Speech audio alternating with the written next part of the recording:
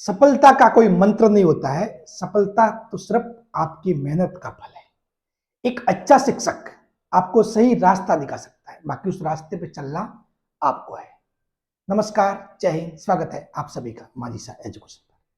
तो आज मैं आपकी हेल्प करूंगा उसी अच्छे शिक्षक के चुनाव में। लैब असिस्टेंट 2022 के अंदर मैंने फिजिक्स पढ़ाई।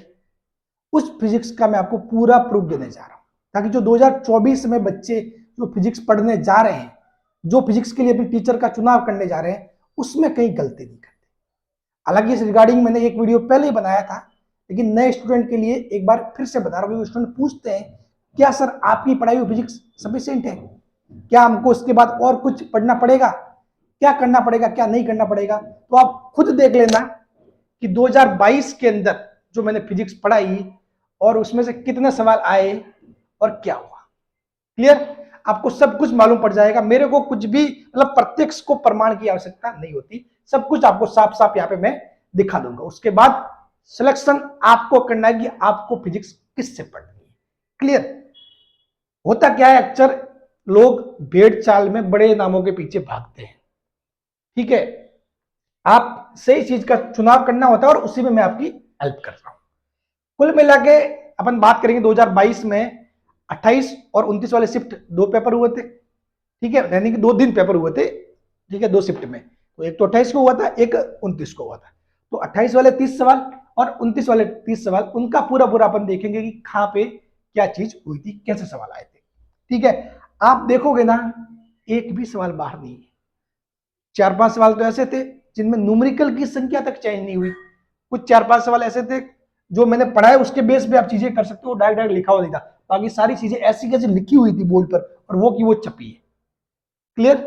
चलिए, सवाल नंबर पहला है ये इसमें कि भाई जो स्रोत और श्रोता आपस में इनके बीच में गति होती है, तो क्या चीज होती है, आवृत्ति घटती बढ़ती है। मैंने पूरा पूरा ध्वनि तरंगों में डबलर का प्रभाव, उसमें आपको सब कुछ बताया कि सोर्स गतिमान है जब ऑब्जेक्ट स्थिर है, या सोर्स स्थिर है ऑब्जेक्ट गतिमान है। ठीक है, सारी चीजें। ठीक है, जब कि भाई जो स्रोत है, श्रोता है, कोई गति कर रहा है, कोई रुक रहा है, सब कुछ चीजें एग्जाम्पल के तहत बताती है। ये एक बार जिसने जो देख लिया वो इसको सवाल को कर सकता था, इसमें कोई बड़ी बात नहीं थी।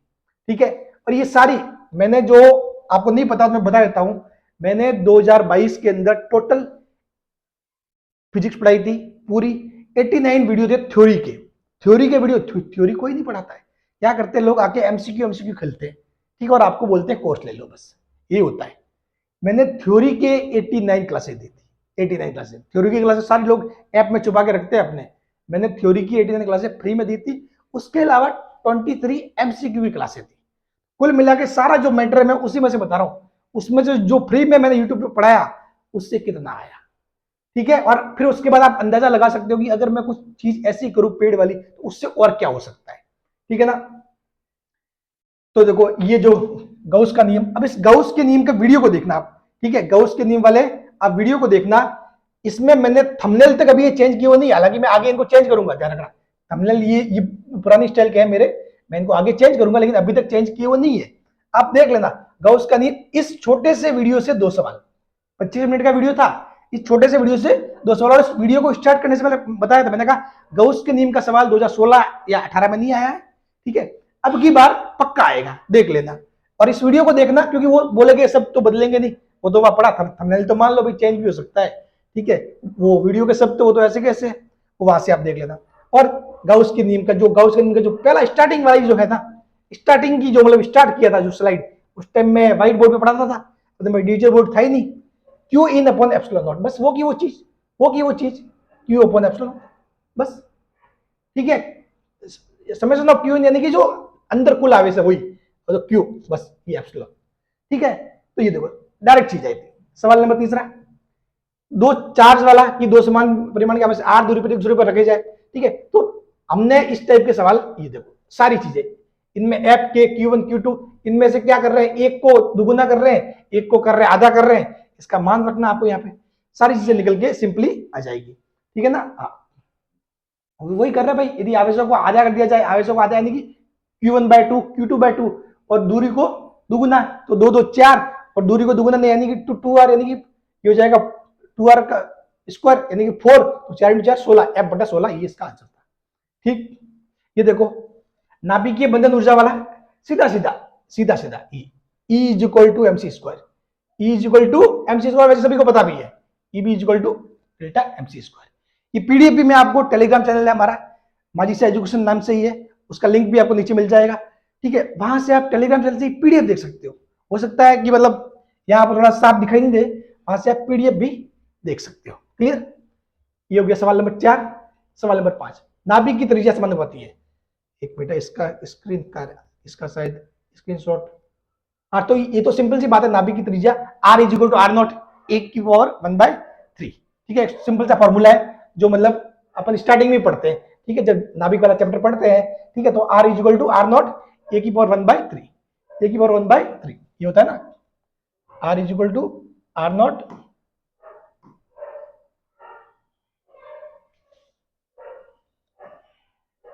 ये होता है, R is equal to R nought 1/1/3। ये सिंपल सी बात होती है। ठीक है, बाकी इसके अलावा मैंने बताया नहीं, सारी जो चीजें है ना, अपने 89 थ्योरेटिकल वीडियो थे, 89 किसके थे, थ्योरी के वीडियो, उसकी उनकी जो प्लेलिस्ट है वो अभी भी पड़ी है। ठीक है, वो ऐसी कैसी पड़ी है, स्टूडेंट पढ़ रहे हैं, बेनिफिट्स ले रहे हैं। ठीक है, और 23 जो है एमसीक्यूज की वीडियो बनाई थी, ये पूरी 2022 के अंदर मैंने किया था। 2022 में मैंने क्या किया, पूरा फ्री में किया था, फ्री में। अपने पास व्हाइट बोर्ड था, उस व्हाइट बोर्ड पे ये चीजें की गई थी। उनमें से फिजिक्स के 100% सवाल कवर हुए थे, 100% सवाल कवर, 150% सवाल यहीं से बने थे, यहीं से बने थे। एक भी सवाल आपके बाहर नहीं था, एक भी सवाल आपके बाहर नहीं था, ये सारी चीजें थी। क्लियरली, चलो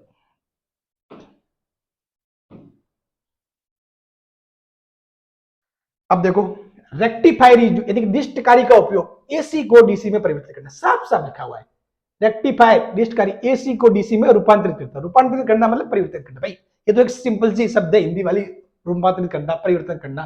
ठीक है, हाँ, बाकी वो की वो चीज जो मैंने लिखवाई, एसी को डीसी में परिवर्तन करना, ये जो डिस्टकारी का काम किया, डिस्टकारी का उपयोग, डिस्टकारी एसी को डीसी में रूपांतरित करना, मतलब मैंने जो लिखवाया ऐसे के ऐसे। और ये बच्चे पूछते मेरे को, सर नोट्स, मतलब मैं जो लिखवा रहा हूं ना वही नोट्स है, वो सफिशिएंट है, उसके अलावा आपको कहीं पर भी कुछ नहीं करना।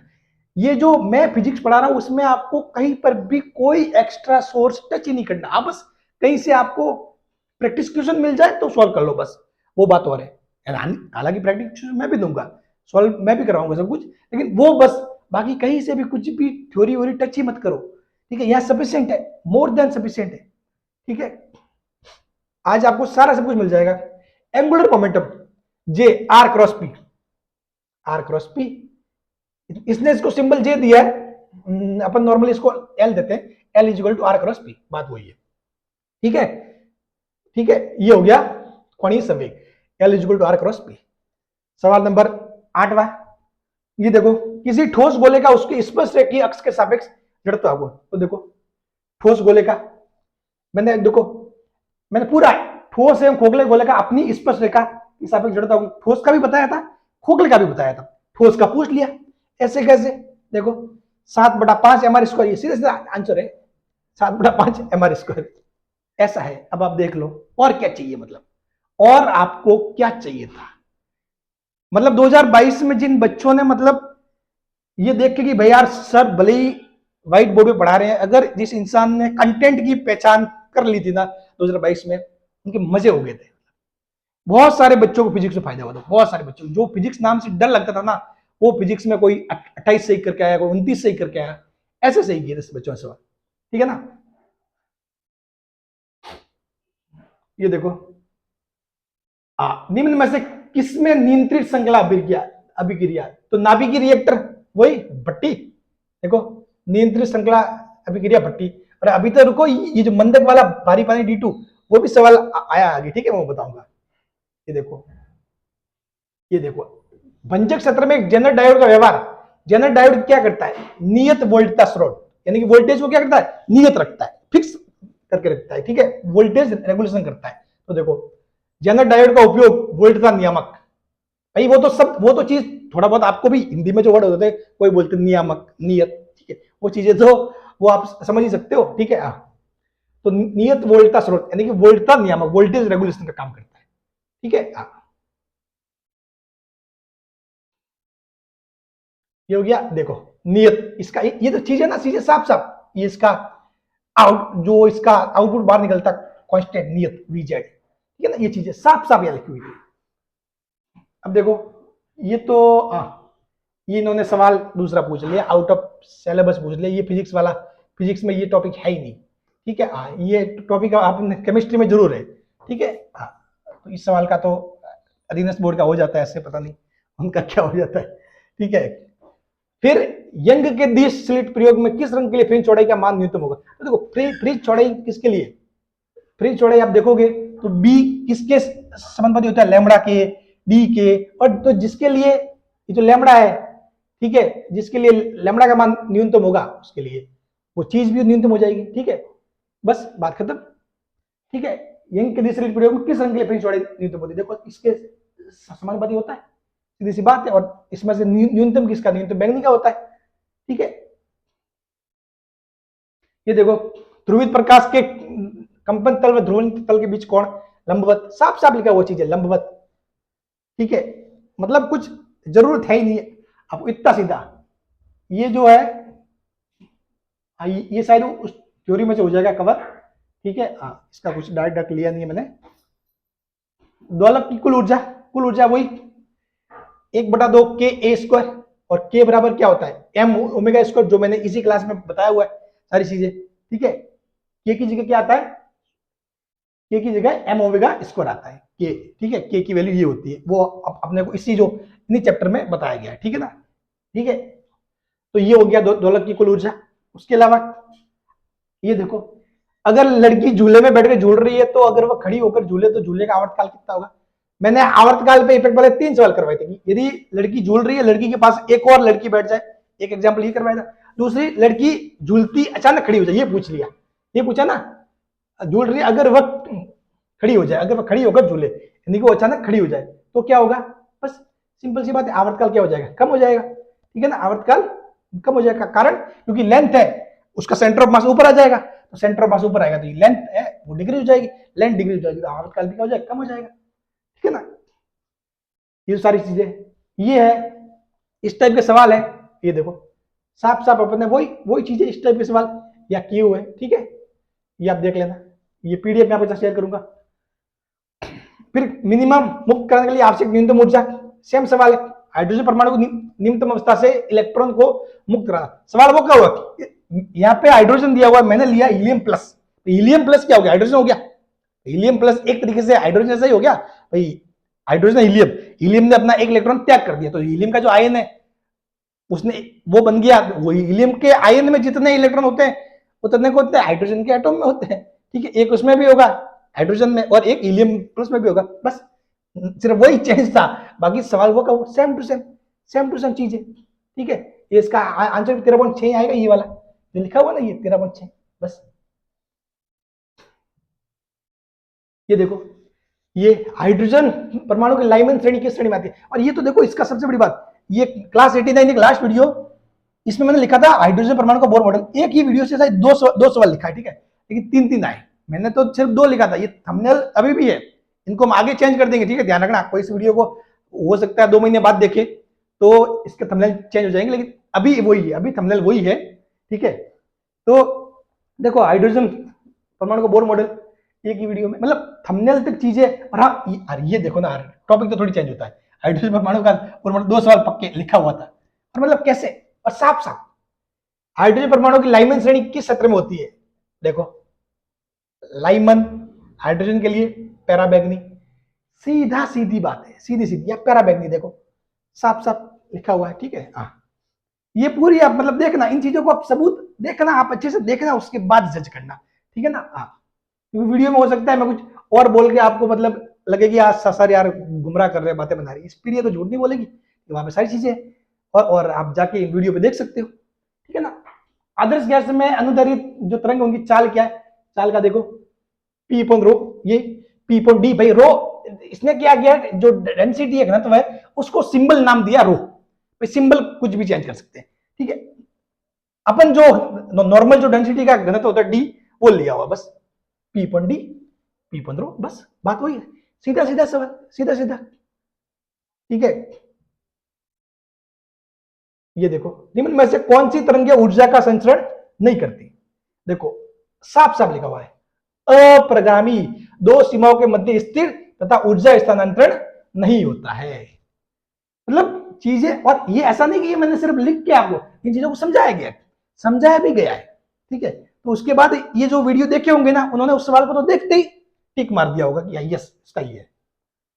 और आपको पता ही है, मेरी क्लास देखते हो कि समझने में कोई दिक्कत आती नहीं होगी।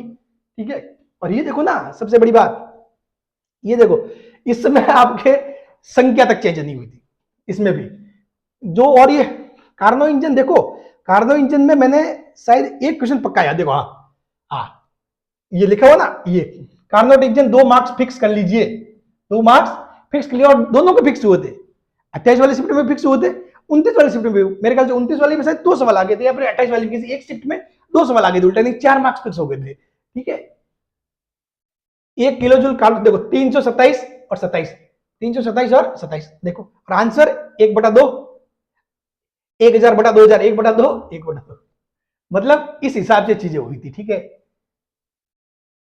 सेम सवाल, संख्या तक चेंज नहीं हुई यहां। ये देखो, ये देखो मैंने ये इसने रुद्रस्म वाला है, उसे पी और टी में संबंध, तो देखो मैंने तीनों, देखो एक तो जो नॉर्मल संबंध सभी को पता होता है, direct P V Y equal to C, या नियत, P V Y equal to नियत, ये तो एक डायरेक्ट अपने पास उसका फॉर्मूला होता है। फिर अपन ने किस किस में टी और वी में भी संबंध निकाला था, टी वी में निकाला था, पी और टी में भी निकाला था, तो पी और टी वाला डायरेक्ट पूछ लिया, पी और टी में क्या संबंध होता है, P one one C T, मतलब सारी चीजें मैंने करवा रखी थी, सारी चीजें। ठीक है, इसको सिर्फ इसमें बदलना था, ठीक है ना, इसको सिर्फ इसमें बदलाव क्या करना था आपको, PV is equal to NRT, आपके पास फॉर्मूला है ये जो आदर्श गैस वाला, उसको अप्लाई करना था बस। किरचॉफ का प्रथम नियम और द्वितीय नियम किस पर आधारित है? तो देखो ये जो, जब किरचॉफ का नियम करवाया तो अलग से लिखवाया मैंने, ये जो किरचॉफ का नियम नंबर पहला नियम, प्रथम नियम, ये आवेश संरक्षण के नियम का पालन करता है, कोष्टक के अंदर पैक करके लिखवाया गया था। ठीक है, यहां देख लो, ये दूसरा नियम, ये नियम ऊर्जा संरक्षण के सिद्धांत का पालन करता है। ठीक है, और आपको ये, इसको डर लगता है ना केवीएल केसीएल से, एक बार मेरी क्लास देख लेना, मैं कह रहा हूं कि इतना मस्त आपको कहीं पर भी कोई नहीं समझा पाए, केवीएल केसीएल आपने यहां से देख लिया ना, उसके बाद आपको डाउट ही नहीं रहेगा, आप मतलब मास्टर बन जाओगे केवीएल केसीएल के। ठीक है, सारी चीजें कैसे मैंने आपको, मतलब बिल्कुल एक छोटे से बच्चे की तरह, ठीक है, बिल्कुल बेसिक से लेकर मस्त लेवल तक लेके गया हूं, जहां तक आपको लैब स्टेट या दिनेश बोर्ड की जो औकात है ना, वहां तक मैं सवालों को लेके गया हूं। ठीक है, फिर ये देखो, ये पॉइंट विभव वाला सवाल, ये सेम टू सेम सवाल, ये सवाल मैंने भी सॉल्व करवाया था। ठीक है, ये देखो सेम टू सेम सवाल, ये वाला सवाल, बस इसमें आप कुछ नहीं करना था, ये मैंने एक डेरिवेशन टाइप में बताया था। ठीक है, और इसमें सीधा सीधा आपको संख्या वैल्यू पुट करनी थी, बस आंसर आ जाना था। ठीक है, ये देखो किरचॉफ के नियम को काम में लेते हुए अज्ञात प्रतिरोध आर का मान ज्ञात करो। ये देखो इस टाइप के सवाल अपन ने कितने पोस्टमार्टम के रूप में, मतलब ऐसे जब किरचॉफ वाला पढ़ा ना, उसमें बहुत सारी चीजें की, केवीएल नियम, उलझन, मतलब दो तो पूरे लेक्चर ऐसे थे जिसमें सिर्फ न्यूमेरिकल किए थे। ऐसे देखो ये सेम टू सेम सवाल देखो इस टाइप के। ठीक है ना, हाँ,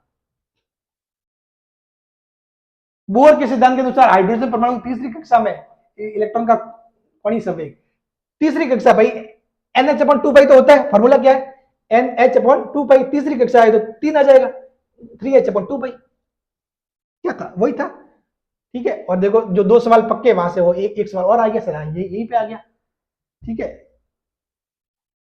अब देखो नाभिकीय संलयन का सवाल, नाभिकीय संलयन प्रक्रिया क्या होती है, दो हल्के नाभिक परस्पर संयुक्त होकर एक भारी नाभिक और अन्य पदार्थ बनाते हैं, तो देखो हल्के तत्वों के नाभिकों को मिलाकर उनसे भारी तत्वों का निर्माण संलयन कहलाता है, साफ साफ लिखा हुआ है स्टार्टिंग में।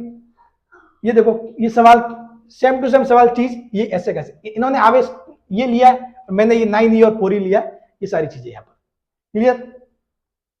ये देखो जो अपने मीटर सेतु वाला फॉर्मूला है वो सीधा सीधा आ गया, x is equal to 100 - L/L × R।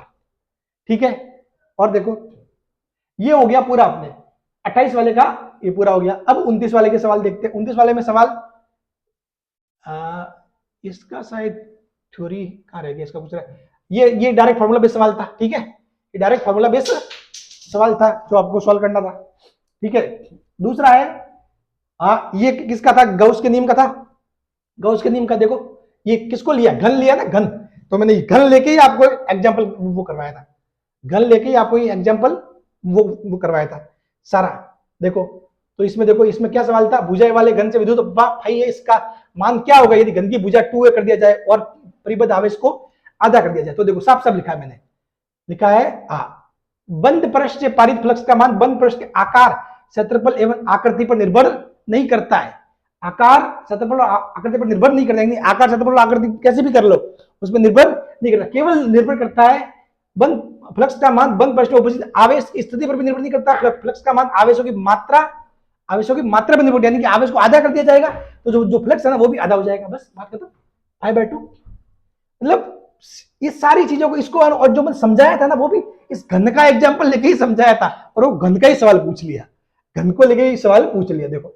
और सारे पॉइंट टू पॉइंट ऐसे पॉइंट, मतलब 2022 में जिन्होंने विश्वास किया था ना उनके उनके मजे ही मजे हो गए थे, ठीक है। क्योंकि भाई स्टार्ट 2022 में स्टार्टिंग थी चीज की, तो वो मतलब विश्वास करना थोड़ा बहुत ऐसा लगता है, अरे यार मतलब व्हाइट बोर्ड पे पढ़ा रहा है कोई यार, ठीक है, ऐसे हो जाता है, ठीक है। लेकिन जो सही इंसान होता है जिसने जो कंटेंट की पहचान कर लेते हैं, और बहुत सारे बच्चे, लगभग मेरी जो 2022 वाली वो लिस्ट है, ठीक है, उस पर 38,000 बच्चे मतलब जुड़े थे, ठीक है ना। तो वो भी कम नहीं है, 38,000 बहुत बड़ी बात होती है, ठीक है। और अब की बार देखना लाख के बाहर जाएंगी चीजें। अब देखो, दो आवेशों के मध्य का मान 200 न्यूटन है, यदि आवेशों के बीच की दूरी को फिर से वो का वो उसी फार्मूले बेस पे सवाल आ गया, Q1 Q2 1 R स्क्वायर, ठीक है।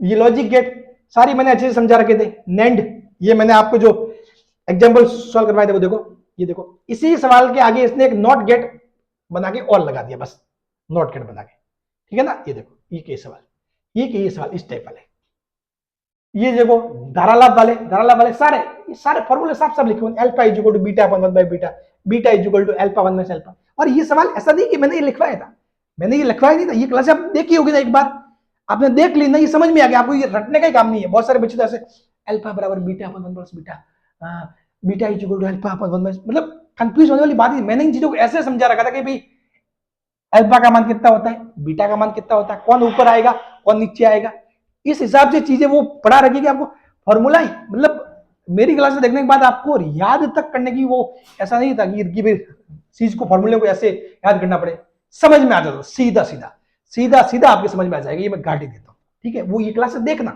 ठीक है। हालांकि अभी तो मैं ये सारी चीजें आपको डिजिटल बोर्ड पे फिर से कराऊंगा, क्लियर, उसकी टेंशन मत लो, फिर भी आप एक बार देखना इन क्लासों को। सौर मंडल में ग्रहों की गति किसके संरक्षण का उदाहरण है, कोणीय संवेग। अब देख लो, ये पीडीएफ में आपको दिख जाएगा, आप हो सके थोड़ा नहीं दिखे। सौर मंडल में उपग्रहों की गति किसका उदाहरण है, पूरा पूरा सीधा सवाल ही आ गया, ठीक है। ये मतलब एक बंद जो ऑर्गन पाइप का सवाल है वो आया था, ये मैंने ऑर्गन पाइप के सारे करवाए, सारी चीजें वो करवाई, वहीं से आपको ये वैल्यू पुट करनी थी, सीधा ये आ जाता, ठीक है। ध्वनि के स्रोत को किस गति से चलना चाहिए जिसे किसी प्रेक्षक को आभासी आवृत्ति की आदि के समान प्रतीत हो, ठीक है। ये देखो ये सवाल आप यहां से कर सकते थे, ये चीज समझ के, ठीक है। ये देखो सेम टू सेम सवाल, सेम टू सेम सवाल, बस इसमें क्या अंतर था, if the amplitude of two waves at any phase are in 1/2, ठीक है। और ये देखो सिंपल सी बात थी, ये 1/2 था, then the ratio of maximum and minimum intensity from the superposition principle will be, ये देखो सेम टू सेम चीज इसमें, ये देख लो, आप सवाल देख लो ना, ये सारे मैंने सेम टू सेम करवाए, सेम टू सेम चीज, और उसी बेस पे ये सवाल आ गया, मैक्सिमम और मिनिमम वाला, ठीक है। आई मैक्सिमम बटा आई मिनिमम, आई मैक्सिमम बटा आई मिनिमम, ठीक है।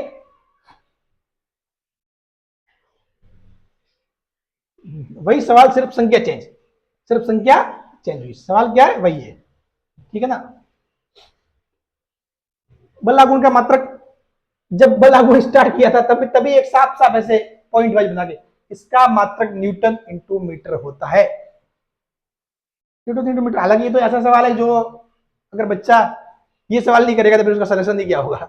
बहुत सिंपल सवाल था ये तो, ठीक है। एक मात्रक पूछा गया था, वो भी किसका, बल आघूर्ण का, ठीक है। लेकिन ये देखो, आर त्रिज्या की एक समरूप वृत्ताकार डिस्क उसके किनारे से गुजरने वाली उसके तल के लंबवत अक्ष के विपरीत जड़ता। ये देखो, ये मैंने पूरे पूरे एग्जाम्पल, मैंने ठोस गोला, खोखला गोला, चकती, रिंग, इनमें इसके जो तल में स्थित है, तल के लंबवत कैसे कैसे, ये देखो, ये जो तल के लंबवत वाला कराया 3/2 mr², ये आपके आ जाएगा। ये मैंने क्या कि यूट्यूब से वो स्क्रीनशॉट लिया हुआ है, तो इसलिए वो थोड़ा ये बीच में लाइन आ रही है, 3/2 mr², 3/2 mr², ये देखो, ठीक है। फिर उसके अलावा ये कहां पर भी अधिकतम होगा, एक्स और ये शून्य होगा, सारी चीजें तो सब कुछ ये मैंने बता रखा है कहां पे अधिकतम होगा।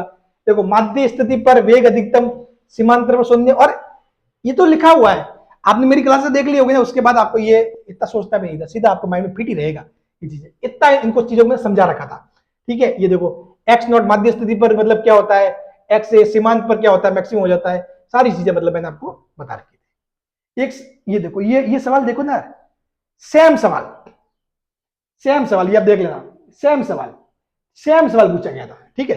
सेम सवाल पूछा गया था, बस ये क्या है, मैंने जो सवाल करवाया उसमें उसमें अपन ने लिया था संख्या कि आवर्तकाल 4 सेकंड ले लिया था भाई, आवर्तकाल, इसने सिर्फ नाम दे दिया टी, इसने वो 4 नहीं देखे, इसकी जगह टी दे दिया कि भाई टी है, कोई भी टी है, तो साफ बात है t/6 आएगा, और जो अपने 4/6 था उससे अपना आंसर 2/3 आ रहा था, बस, ठीक है। और जबकि यहां पर इनके इस 4 की जगह क्या लिख दो, टी लिख दो, तो t/6 हो जाएगा, बस। वो का वो सवाल, मतलब इस टाइप का सवाल, और ये इस सवाल बहुत सारे बच्चों से मतलब हुआ भी नहीं होगा, इस सवाल अच्छे लेवल का था, ये एक सवाल अच्छे लेवल का था, लेकिन अपने सॉल्व करवा रखा था, बच्चों ने कर लिया। आधे बच्चों को तो ऐसे आंसर ही याद होगा, अरे सर ने उतनी करवाया था, इसका t/6 उसका आता था यार, अब यहाँ पे उन्होंने टी की जगह 4 दे दिया, ठीक है, तो 4/6, तो कुछ ये वाली चीज भी हो सकती है, ठीक है ना। ये देखो 100/π ये सारी चीज, ये आपको आवर्तकाल, ये क्या निकालना था आपको, frequency of oscillation, frequency of oscillation कैसे निकालें, ये देखो, साफ साफ साफ साफ, ये सारी चीजें मैंने आपको यहाँ पे सवाल न्यूमेरिकल में सोल्व करवा रखा, कैसे निकाली सारी चीजें, ठीक है ना, आवर्तकाल कैसे निकालना है, ठीक है। हाइड्रोजन परमाणु को बोर मॉडल के अनुसार एनवी, तो इसकी त्रिज्या आर में संबंध, तो आर समानुपाती n² होता है, ये देखो, ये की चीज, सारी सारी चीज, ये देखो, हाइड्रोजन हाइड्रोजन की बामर श्रेणी में सबसे लंबी के लिए शर्त है, ठीक है, तो ये देख लो सारी कंडीशन जो बामर के लिए है कंडीशन, ये देखो 3 से 2 भाई, n2 क्या 3 है, n1 2 है, सारी चीजें जो मैंने एक पूरी टेबल बना के उसको अच्छे से समझाया गया था इसमें, ठीक है। यदि हाइड्रोजन परमाणु के प्रथम कक्षा में स्थित इलेक्ट्रॉन 12.1, ये देखो, इसका भी, इसको भी आप यही से सॉल्व कर, ये इसी सवाल को घुमा फिरा के पूछा गया था इन्होंने, ठीक है, ये देखो, और ये उसी से आए थे क्लास 89 वाली क्लास, जो लास्ट क्लास थी, ठीक है। निम्न परिपथ में गैल्वेनोमीटर में विक्षेप शून्य हो, सिंपल सी बात है, विचेशन ब्रिज का कॉन्सेप्ट जो लॉजिक था वो वाला लॉजिक था, ठीक है। क्या करते हैं, यही करते हैं भैया, आमने सामने वाले गुणा कर दो, इसका इसका गुणा कर दो, इसका इसका गुणा कर दो, 12, 2 × 2r, 12 = 2r, r = 6, ये वाली बात, ये देखो, इस टाइप के सवाल देखो ना भाई, ऐसे मतलब कुछ था ही नहीं, मतलब जब मैंने ये एग्जांपल ऐसे करवा दी तो उसके बाद इस सवाल को देखो, जब मैंने ये करवा दिया सवाल आपको, ये करवा दिया, भले संख्या सेम नहीं है, संख्या सेम नहीं है भाई, न्यूमेरिकल में संख्या सेम आती भी नहीं, ठीक है, वो तो मेरे जो 5-6 सवाल में कैसे आ गई, लेकिन आपका जो लॉजिक आ जाए ना, सेम लॉजिक आ जाए, वो वही बड़ी बात है। देखो सेम लॉजिक, मतलब सेम टू सेम सवाल, सेम टू सेम, सिर्फ संख्या चेंज है, जो धारा आ रही है आने वाली बराबर जाने वाली, बस आने वाली बराबर जाने वाली, वो करना था, जो आ रही है उनको जोड़ दो और जो जा रही है उनको जोड़ दो, बस उसके बाद माना जाएगा, ठीक है। कौन सी घटना प्रकाश की तरंगों के अनुप्रस्थ होने की पुष्टि करती है। मैंने सारी जो घटना है ना, जो ये चैप्टर स्टार्ट किया, सारी घटना, परावर्तन, अपवर्तन, विक्षेपण, व्यतिकरण, उन सभी को लेके मैंने ये सब कुछ चीजें आपको एक्सप्लेन कर दी। कौन सा किससे संबंधित है, रे, किरण, तरंग से, सब कुछ एक्सप्लेन किया होता। वहां से आप ये भी कर सकते हो सवाल। ठीक है, ये देखो यंग स्लिट का सवाल आ गया। ठीक है, तो फ्रिंज चौड़ाई हो जाएगी इसमें। ठीक है, ये देखो ये फॉर्मूला था, इसमें आपको एक चीज दुगुनी हो रही है, एक चीज आधी हो रही है, वो आपको वो करना था। ठीक है, हाँ, ये इसको कर रहे हैं आधा, इसको दुगुना कर रहे हो तो ये मतलब ये हो जाएगा, इसको आधा कर रहे हैं और इसको दुगुना कर रहे हो तो 4 गुना हो जाएगा। ठीक है, ये E is equal to MC square फिर से आ गया, E is equal to MC square फिर से आ गया। सवाल नंबर 23 देखो एक, ये देखो नाभिकीय रिएक्टर में निम्न में से कौन सा अवमंदक की तरफ प्रयुक्त होता है? तो देखो मंदक, मंदक भारी पानी D2O, बस वही बात है, भारी पानी भारी जल। भाई जल और पानी तो समझ सकते हो इतना तो। ठीक है, ऐसा मत कहना कि सर आपने तो भारी पानी लिखवाया था, वहां पे ऑप्शन भारी जल था। ठीक है, तो भाई फिर मैं आपका सिलेक्शन नहीं करवा सकता। ठीक है, फिर तो मेरे ख्याल से कोई नहीं करवा सकता अगर आप इस हिसाब से सोचते हो तो। ठीक है, ये देखो 24 मिनट का सवाल। ठीक है, ये देखो मतलब सारी चीजें ऐसे थी। ये 25वां सवाल, ये 25 में देखो ना, 25 में कार्नोइजन की दक्षता निर्भर करती है। ये आपको कार्यकारी पदार्थ, इंजन की डिजाइन, इंजन के स्ट्रोक की लंबाई, स्रोत और सिंक के तापमान, मैंने देखो क्या क्या लिखवाया था आपको, साफ साफ लिखवा रखा था। कार्नो इंजन की दक्षता कार्यकारी पदार्थ पर निर्भर नहीं करती है, यह केवल स्रोत व सिंक के ताप पर निर्भर करती है। ठीक है, यह केवल स्रोत और सिंक के ताप पर निर्भर करती है। और इसी में देखना T2/T1 का मान घटेगा, दक्षता बढ़ेगी, इसका सवाल भी आया आगे। ये भी मतलब मेरे जो बोर्ड पे जो लाइन लिखी हुई है ना, पॉइंट नंबर दूसरे पे सवाल आया, पॉइंट नंबर तीसरे पे सवाल आ गया, इस हिसाब से चीजें हुई थी। ठीक है, तो देखो यही था, कार्यकारी पदार्थ पर निर्भर नहीं करेगी, डिजाइन पर निर्भर करेगी, लंबाई पर निर्भर नहीं करेगी, सिर्फ और सिर्फ क्या है, साफ साफ लिखो, आपको आगे ऑप्शन देख नहीं थे, मैंने यह तक लिखा दिया, यह केवल स्रोत व सिंक के ताप पर निर्भर करती है, स्रोत और सिंक के ताप, बस बात खत्म। उष्मा इंजन की दक्षता, तो देखो उष्मा इंजन की दक्षता देखो मैंने बताई थी, मैंने कहा एक तो होता है आदर्श उष्मा इंजन, तो आदर्श उष्मा इंजन की बात करेंगे तो दक्षता कितनी होगी, n बराबर 1, n इज इक्वल टू 1। और परंतु वास्तव में कोई भी चीज आदर्श होती नहीं है, आपको पता है। ठीक है, तो परंतु वास्तविकता में दक्षता क्या होगी, 1 या 100 से कम। भाई अगर दक्षता हो या तो 1 ले सकते हैं, या फिर अगर उसको परसेंटेज की फॉर्म में ले तो 100 ले सकते हैं। ठीक है, तो या 1 या 100 से कम होगी, बस वही था, उष्मा इंजन की दक्षता 1 से कम होती है, बस वो चीज। गाउस नियम से संबंधित कौन सा कथन सत्य नहीं है? अब देखो, कुल परिबद्ध आवेश पर निर्भर करता है, परिबद्ध आवेश की मात्रा प्रकृति पर निर्भर करता है, माध्यम पर निर्भर करता है, गतिशीलता स्थिर अवस्था पर निर्भर करता है। तो देखो फ्लक्स का मान आवेशों की मात्रा, प्रकृति, माध्यम पर निर्भर करता है। अगर माध्यम समान हो तो फ्लक्स केवल क्यू इन पर निर्भर करता है। ये जो पॉइंट लिखवा है ना, इन पॉइंट से सारी चीजें क्लियर हो रही है, इसमें कोई दिक्कत नहीं, सारी चीजों को समझाया गया है। ठीक है ना, ये हो गया 27 हो गया ना, 28 देख लो, वोल्टता में वृद्धि के साथ।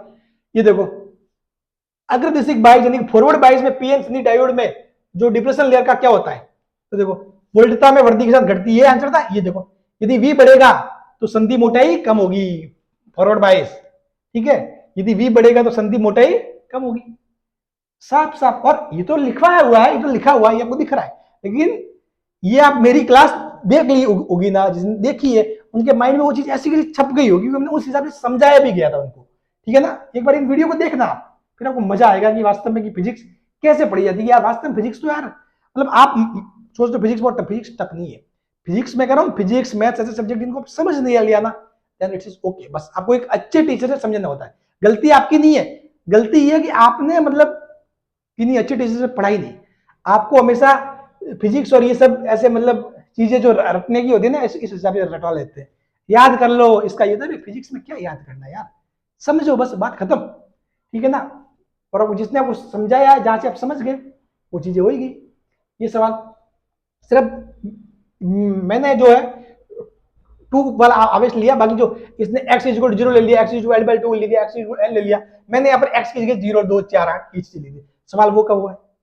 ठीक है, तीसरा ये देखो, यदि स्रोत का तापमान बढ़ा दिया जाए तो कार्नो इंजन की दक्षता बढ़ेगी घटेगी? तो देखो, अब देखो सिंपल सी बात है, T2/T1 का मान घटेगा तो दक्षता बढ़ेगी। इसमें से एक क्या है, स्रोत है, एक से सिंक है। बस इस चीज को, इसको देखो, ये सवाल अपने आप सॉल्व हो रहा है। मतलब ये पॉइंट नंबर 2, पॉइंट नंबर 3 से मतलब एक तो ये समझ लो कि आपके जो कार्नो इंजन जो सवाल पूछे गए थे 2022 में, इसी स्क्रीनशॉट से मतलब तीनों के तीनों सवाल हो रहे हैं। कार्नो इंजन के तीनों के तीनों सवाल इसी स्क्रीनशॉट से हो रहे हैं क्लियर। और क्या चाहिए आपको, ठीक है। तो सो फाइनली मत पड़ो चक्कर में, कोई नहीं है टक्कर में, ये बात ध्यान रखना। Best for lab assistant physics. और 2025 में भी आपको ऐसे ही सवाल मिलेंगे, और 2025 में आपको फिजिक्स में तो मिलेंगे, अब की बार मैं केमिस्ट्री भी करवा रहा हूं, ठीक है ना। केमिस्ट्री में भी आपको ऐसे के सवाल मिलेंगे, केमिस्ट्री की भी आप टेंशन मत लो, ठीक है ना। केमिस्ट्री में भी आपको ऐसे के ऐसे आपको सवाल मिलने वाले हैं, ठीक है। केमिस्ट्री एंड फिजिक्स, इन दोनों की आप टेंशन नहीं, मतलब ऐसे कैसे सवाल मिलने वाला है। और हमारे जो बायोलॉजी की टीचर है वो भी बहुत अच्छा पढ़ा रहे हैं, वहां से भी आपको एक भी सवाल बाहर जाने वाला नहीं है। फिजिक्स का मैंने आपको सबूत दे दिया 2022 का। ऐसा कोई राजस्थान में है कोई सबूत आपको दे दे और कि यार मेरे पढ़ाए हुए कहां से, तो आप वहां से पढ़ लेना, ठीक है। और दोनों ही चीजें भाई, उसमें तो डाउट था ही नहीं, मतलब बच्चे मेरी क्लास से पढ़ रहे थे, सभी को मेरी चीज समझ में आ रही थी, सब कुछ मस्त लग रहा, ठीक है। बस बच्चों का डाउट ये था कि सर आपके जो पढ़ाए हुए सवाल आएंगे का मतलब, ठीक है ना, ऐसा मतलब बच्चों को डाउट था। वो 2022 वाला मैंने सबूत दे दिया, ठीक है। समझ में तो आ ही रहा था, उसमें तो कोई दिक्कत थी नहीं, अब मैंने सबूत भी दे दिया। अब आपको जिस मैं सही शिक्षक का बोल रहा हूं, वो सही शिक्षक का चुनाव आपको करना है सोच समझ के। केमिस्ट्री का मैं वादा कर रहा हूं, ठीक है, कि एक भी सवाल आपके बाहर नहीं जाएगा। और बायो का भी हम वादा कर रहे हैं, मैं और मेरे बायोलॉजी के टीचर। सेकंड पेपर की आपको टेंशन ही नहीं लेनी है, सेकंड पेपर के लिए आप माजी से एजुकेशन से जुड़ जाओ। यहाँ पे चीजें फ्री में भी बहुत सारी होने वाली है, कुछ चीजें पेड में भी होगी, टेस्ट सीरीज वगैरह, ठीक है, वो जो आपको चीजें बता दी जाएगी। तो आपको डिसीजन लेना है, फैसला आपको करना है। और ये पीडीएफ में आपको हमारे टेलीग्राम चैनल है माजी सा एजुकेशन, उसका लिंक आपको नीचे मिल जाएगा, वैसे वहां से आप पीडीएफ देख लेना, सब कुछ चीजें आप जज कर लेना चीजों को कि क्या है मैं जो बोल रहा हूँ सही है या गलत है, ठीक है। तो मुझे लगता है कि अब शायद आपका डाउट क्लियर होगा। अब मेरे से कोई ये नहीं पूछेगा कि शायद कि भाई सर आपके पढ़ाए हुए में से आएगा। जो फिजिक्स में मैं पढ़ा रहा हूं ना, उसके अलावा आपको कुछ भी टच तक नहीं करना। मैंने कहा ना, आप क्वेश्चन प्रैक्टिस कर सकते हो, वो भी आप जब मेरे द्वारा क्वेश्चन दिए गए सवाल कर लिए हो कि अब और क्वेश्चन करने और प्रैक्टिस करनी, तो कुछ और सवाल कर लो, तो कुछ और सवाल कर लो, ठीक है।